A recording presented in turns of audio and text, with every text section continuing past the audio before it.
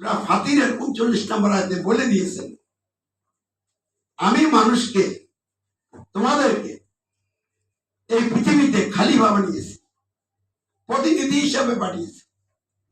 এমন অবস্থায় যদি কোনো ব্যক্তি প্রতিনিধি হিসেবে দায়িত্ব পালন না করে,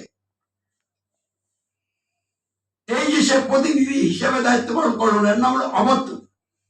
এই অবাধ্যতার শাস্তি তার উপরে পড়তে হবে।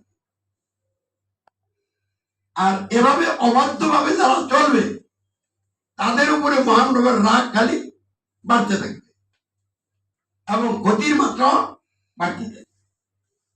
আবার এই অবাধ্য চলার পরিণতি হিসাবে আখেরাতে জাহান্নাম হবে ঠিকানা।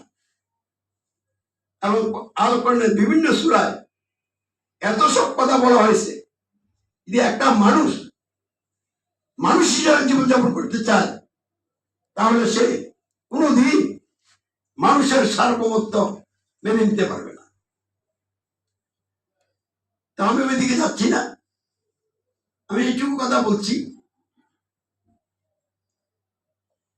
এই যে মূল সমস্যা বললাম এবং সাথে সাথে মৌলিক 3টা সমস্যা বললাম, এই সমস্যাগুলি আমাদের বাংলাদেশে আছে কিনা দেখতে হবে। বাংলাদেশ স্বাধীন হল বহু রক্তের বিনিময়ে, অনেক মা বোনের ইজ্জতের বিনিময়ে।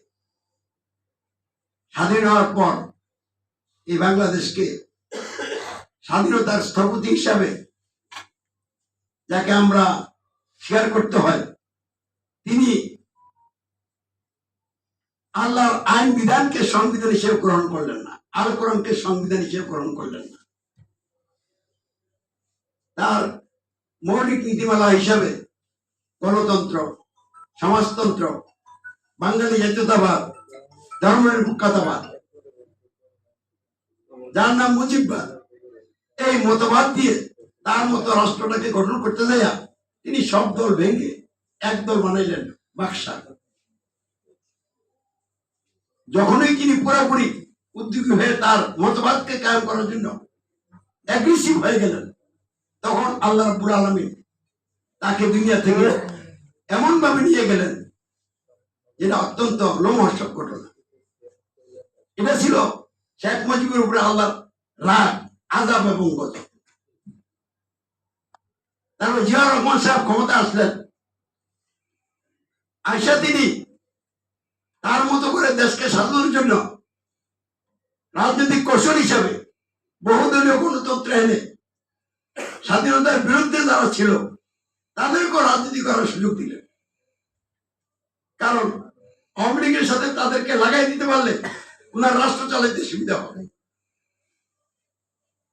কিন্তু তিনিও বেশি দিন টিকতে পারলেন না, আল্লাহ তাকেও ধরে ফেললেন।